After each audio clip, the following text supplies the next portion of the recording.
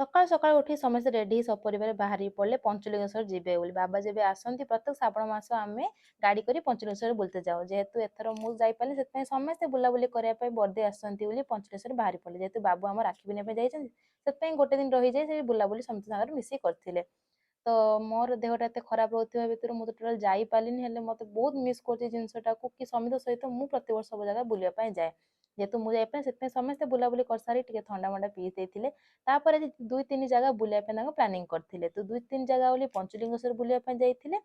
ଆଉ କୋଉ ଜାଗା ବୁଲିବାକୁ ଯାଇଥିଲେ ଆପଣ ନେକ୍ସଟ ଭିଡ଼ିଓଟି ପୁରା କମ୍ପ୍ଲିଟ୍ କରି ଦେଖନ୍ତୁ, ଜାଣିପାରିବେ କୋଉ ଜାଗା ଯାଇଥିଲେ। ତ ଯୋଉମାନେ ବାଲେଶ୍ୱର ଲୋକ ସେ ତ ପଞ୍ଚଲିଙ୍ଗେଶ୍ୱର ନିଶ୍ଚୟ ଜାଣିଥିବେ, ଆଉ ଯୋଉମାନେ ନ ଜାଣିଥିବେ ତ ଏଇ ଜାଗାଟାକୁ ଦେଖନ୍ତୁ, ବହୁତ ସୁନ୍ଦର ଜାଗା ପଞ୍ଚଲିଙ୍ଗେଶ୍ୱର, ଯୋଉଟା ଆମର ଫେମସ ବାଲେଶ୍ୱରରେ।